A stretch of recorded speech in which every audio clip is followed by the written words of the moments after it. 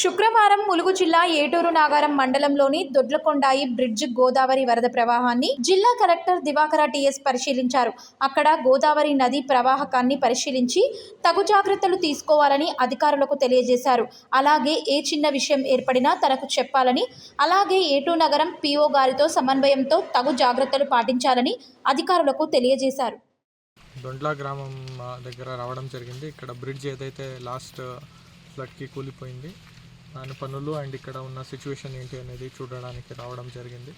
కొంచెం water level కూడా rise అయింది. నిన్న మొన్న కొంచెం ఎక్కువ రెయిన్ రావడం వల్ల వాటర్ లెవెల్ కూడా రైజ్ అయింది. ఈ కొండాయి నుంచి ఇక్కడికి రావడానికి బ్రిడ్జే మెయిన్ ఉండే, ఆ బ్రిడ్జ్ ఈరోజు కట్ అయిపోయింది. సో దానికోసము మేము నిన్న నుంచి ఒక ఫైర్ డిపార్ట్మెంట్ది బోట్ అనేది ఇక్కడే పెట్టడం జరిగింది, వాళ్ళ రాకపోకలు హెల్ప్ చేయడానికి. కొంత వాళ్ళది వాటర్ లెవెల్ తక్కువ ఉంది ఇంకా ఈ బోట్ యూస్ చేయాలంటే. సో ఫారెస్ట్ మన పోలీస్ వాళ్ళతో డిపార్ట్మెంట్ నుంచి కూడా కోఆర్డినేట్ చేసి ఒక మన ర్యాపిడ్ ఫోర్స్ టీమ్ దగ్గర ఒక బోట్ ఉంది, అది కూడా తీసుకువచ్చి పొద్దున్ననే టెస్టింగ్ చేయడం జరిగింది.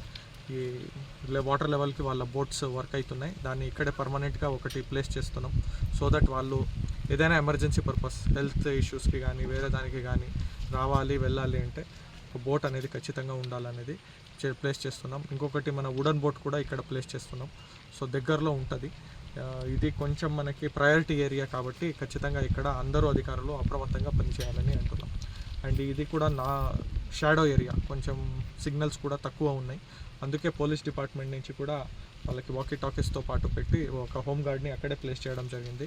So police department, ITDA, revenue తరపు నుంచి అందరూ కోఆర్డినేట్ చేసుకుంటూ సిచ్యువేషన్ని అప్రమత్తంగా మానిటర్ చేసుకుంటూ అందరూ ఒక మంచి టీం వర్క్ అనేది చేయడం జరిగింది.